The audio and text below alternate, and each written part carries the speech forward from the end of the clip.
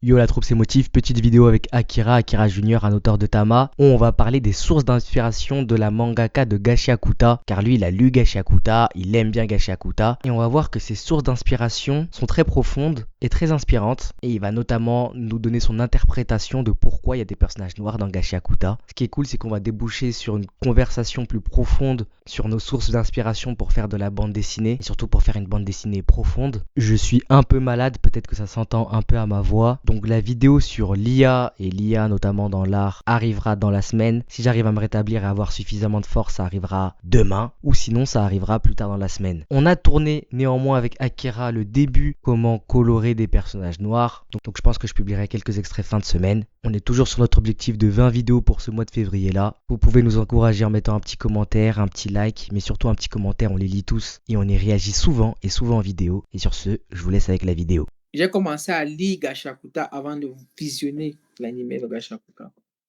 Parce que le caractère, j'aimais bien son côté rebelle, son côté unique, tu vois. Donc, en lisant ça, j'ai compris que c'est une manière de s'insurger contre la société japonaise. C'est en fait c'est en fait ça l'affirmation du manga. Que ce soit les locks, que ce soit quand tu vois les coiffures dans Gachakuta, ce sont des coiffures de rebelles. Il y a les graffitis, tu vois. C'est vraiment l'expression de la rébellion contre les normes de la société japonaise. Ouais, oui, c'est vrai. En fait, c'est ça. En fait, c'est ça le but, en fait, de Gachakuta. C'est que l'auteur montre, c'est-à-dire les ordures, c'est la chose la plus, qui est la plus mal vue au Japon. Les ordures, les objets, les vieux objets, les coiffures, l'habillement, tout ce que l'auteur montre là-bas. Il faut parfois voir les œuvres avec un œil différent. Vous voyez pas les combats, les pouvoirs et tout. L'auteur, en fait, montre les rejets de la société, les rejetés de la société japonaise. Tu vois un peu? Ouais. C'est Allô? vrai, les ordures, ça signifie ça parce que c'est vraiment le truc de. On veut pas voir d'ordures dans la rue, quoi. Au Japon, on peut t'emmener en prison pour ça. Genre, vraiment, Oui, c'est symboliquement, c'est symbolique, presque, tu vois. ouais, tu Tout doit vois, être propre, tout doit être lisse, tout doit être comme convenu.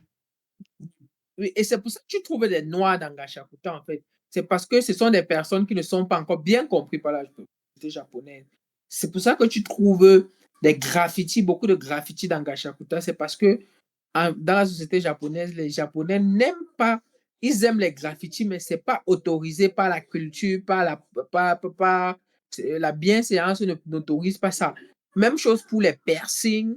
Tu vas constater que dans Gachakuta, il y a beaucoup de piercings, de boucles, de bottes, et tu vas voir les tatouages, les cheveux teintés. En fait, elle montre les rejetés de la société dans son œuvre. C'est ça son œuvre. Et donc, toi qui te sens donc rejeté en Afrique, c'est ce que tu dois utiliser. C'est avec ça que tu dois créer. Tu vois qu'il a tellement le souci d'inspiration. C'est ça. Et en représentant une, deux, trois, quatre de ses amis, constate que tous ont la même coiffure. Ça signifie quoi? Qu'il doit faire une BD où il y a un lycée où on autorise les gens à venir avec leurs cheveux naturels africains, par exemple. Voilà. Et ça ferait un sujet de BD, en fait, intéressante et qui est un sujet qui ne peut émerger que au Cameroun ou dans des pays où les cheveux sont un enjeu. Par exemple, en France, ce n'est pas un enjeu, les cheveux. Donc, c'est pas une idée de BD ou d'histoire qui peut surgir en France. C'est une idée qui ne peut surgir que dans des pays où, par exemple, tu as l'uniforme, où tu as les cheveux, où tu as des trucs. Donc, en fait, tout est un terreau fertile à la créativité, quoi. Oui, et en fait, c'est un peu comme Gachakuta. Gachakuta ne peut pas marcher avec un univers À Paris. africain. Il peut pas marcher à Paris non Oui, plus.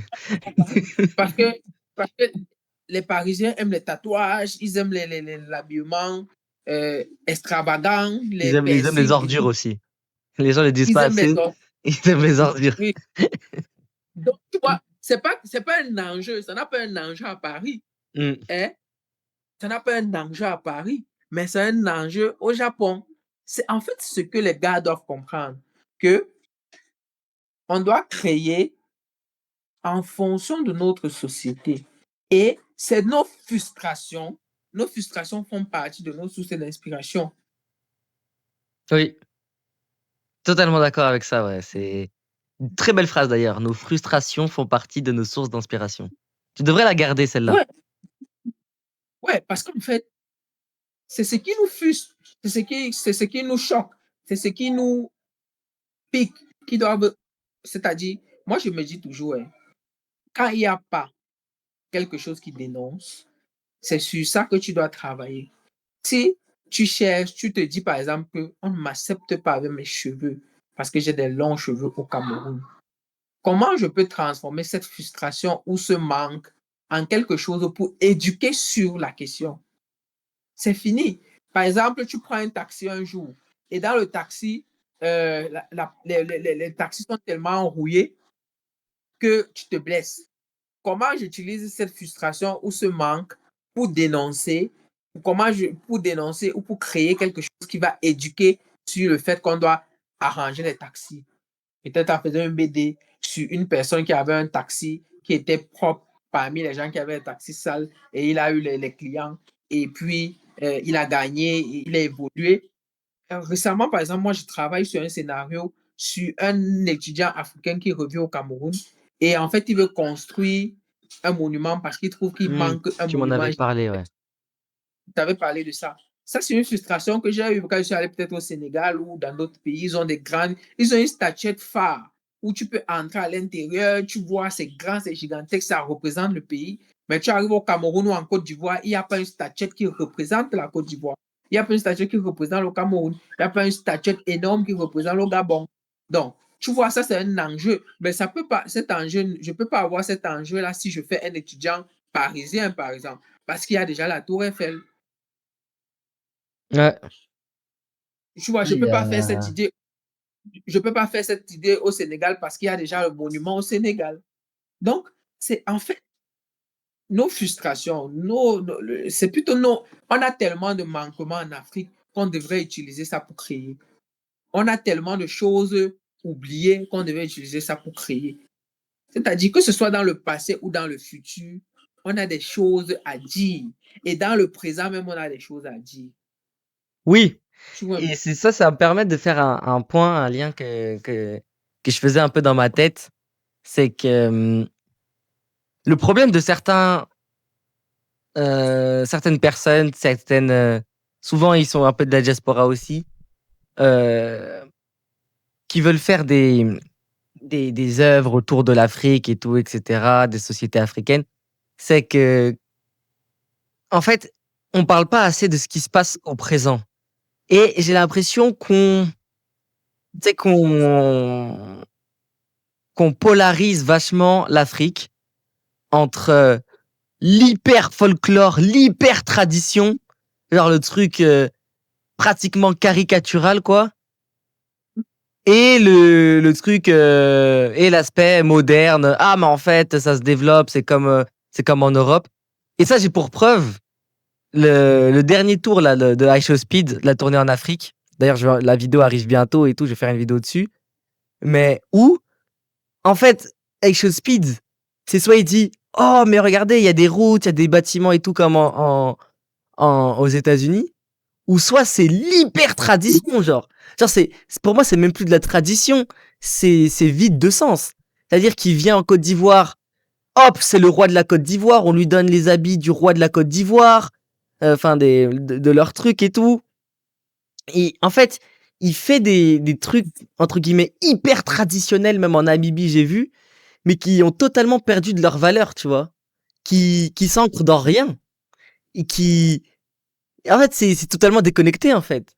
Alors qu'actuellement, en Afrique, mixer, on est un peu, à ce niveau-là, on est un peu comme le Japon. On essaie de mixer entre la modernité et nos traditions. C'est un enjeu pour nous.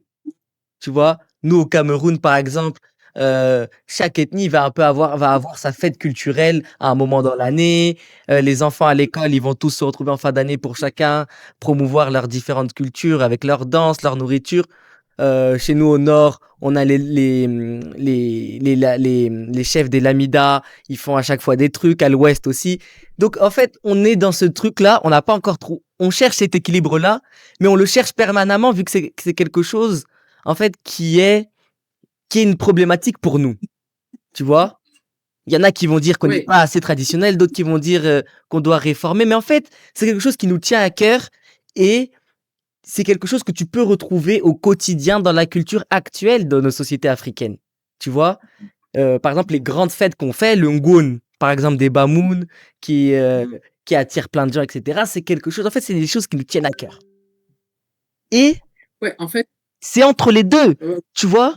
C'est pas de l'hyper, c'est pas caricatural, tu vois? Il y a tout un éventail beaucoup plus nuancé et beaucoup plus intéressant à raconter. oui, en fait, tu vois, déjà, pour la visite d'Aïchospit,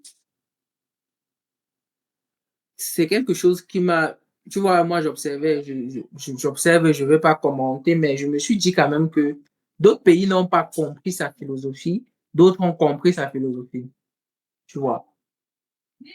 Il veut découvrir le pays tel qu'il est, tel qu'on le montre. C'est vrai qu'il faut montrer la culture du pays, mais pas exagérer. Et c'est en fait Parce que c'est le même plus la culture parallèle. du pays, en fait.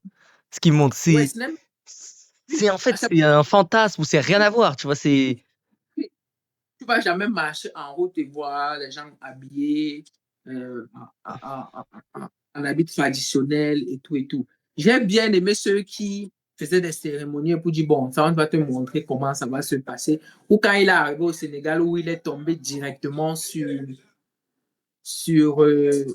l'arrivée de la coupe. Donc, il a épousé la mouvance. Donc, et là, il n'a pas eu de fête. Tu vois, au Sénégal, il n'a pas eu de fête traditionnelle et tout, mais il a eu le combat. Il a vu un combat de lutte traditionnelle qu'on organise d'habitude. C'est pour dire qu'il soit là ou pas, on va organiser les combats de lutte traditionnelle. Il a vu l'île de Gorée et tout. Tu vois. Donc, en fait, si on retransmet ça chez nous dans la BD, on n'a pas besoin, en fait. Tu sais, quand on raconte les histoires, si tu veux raconter une histoire du passé, tu fais comme comme vous avez fait avec Raglan. Tu racontes vraiment l'histoire du passé telle qu'elle, sans moderniser. Tu peux moderniser un peu si tu veux. Et quand tu veux raconter l'Afrique actuelle, ne cherche pas à fantasmer sur certains trucs. Tu vois, Yaoundé, c'est Yaoundé. Tu n'as pas besoin de casser ta tête. Maintenant, dans la vision trop traditionnaliste qu'on veut apporter à nos œuvres, c'est encore, le problème, c'est qu'on rétrograde, c'est encore tellement en arrière. C'est pour dire les gars, les caleçons, les caches sexes et tout. Déjà que ça, c'est culturel. Hein. Je ne sais pas si tu sais ça. mmh. Mais au nord, c'est normal d'avoir des personnes qui portent juste un pain et des babouches. Parce qu'il fait chaud. Donc, quelqu'un qui est dans la chaleur, qu'est-ce qu'il fait? Il n'a pas besoin de eau. Tu vois un peu. Il faut recontextualiser les choses et prendre. Pourtant, quelqu'un qui est, par exemple, chez les Bamoun, il est obligé de porter un habit qui le couvre parce qu'il y a des moustiques, il y a tous ces trucs. Donc, comprendre le contexte, on ne demande pas de faire des livres d'histoire, mais raconter l'Afrique telle qu'elle était avant, raconter l'Afrique telle qu'elle était avant, telle qu'elle est maintenant, c'est pour dire, si tu fais Yaoundé du présent, tu fais Yaoundé du présent comme il est au présent. Tu peux modifier certaines choses, les immeubles par exemple, les maisons d'habitation, les voitures, mais garder l'essence pour ne pas faire une caricature, entre guillemets, de l'Afrique. Ça, on laisse le soin aux Européens, aux Japonais. Ils Aux savaient très aux bien caricaturer. Américains, Les Américains, ils savaient très bien caricaturer comme l'Afrique. dans Black Mais c'est Panther. en fait exactement. Je ne voulais pas dire Black. Bah, en Je fait, dit. pour moi, en fait, tout ce qui est Black Panther ou la tournée africaine d'Aisho Speed, pour moi, je le range dans la même catégorie, en fait. C'est des trucs un peu caricaturales. Ouais, Ça part d'une bonne intention, c'est bien. Il y a des trucs qui étaient bien. Je pense que ça va faire du bien pour les Afro-Américains, tout ça. Mais voilà, ce n'est pas l'Afrique. Genre, ce n'est pas Et l'Afrique. Ce n'est pas tu vrai. vas constater, tu vas constater que ce qui a marqué les Américains, pas les Africains, ce qui a marqué les Américains et les Européens aussi, c'est de dire, oh, ils ont des immeubles, oh, ils ont des routes, oh, ils ont des voitures, oh, ils ont la connexion. Sincèrement, il y a des Américains qui ne savent pas qu'il y a la connexion en Afrique. Ah, les Américains, ils sont Ils ne loin. savent pas qu'il y a des téléphones en Afrique. Parce qu'en fait, ils ont cette vision folklorique de l'Afrique où on a on est torse nu et tout, et tout, et tout. En conclusion, ce qu'on voulait dire par là avec cet exemple d'Aisho-Speed de Black Panther, c'est qu'en fait, si le manga Gachakuta il est bien, c'est que malgré que ça soit un univers imaginé, et ben en fait il parle des problématiques réelles de la société japonaise et s'inscrit dans les frustrations réelles que peuvent ressentir une partie de la population japonaise, plus précisément tokyoïte. Sans avoir besoin de fantasmer quoi que ce soit, elle a réussi à créer un univers qui est cool et qui est surtout intéressant et profond parce que dans son essence, il est vrai. Et Akira et moi, on pense qu'il est tout à fait possible de faire la même chose avec nos sociétés africaines sans pour autant aller dans l'hyper caricature, l'hyper tradition qui n'a pas de sens. Après, si ça a un sens, eh ben c'est bien. Mais généralement, on observe que des fois, bah ça n'a pas de sens. Voilà.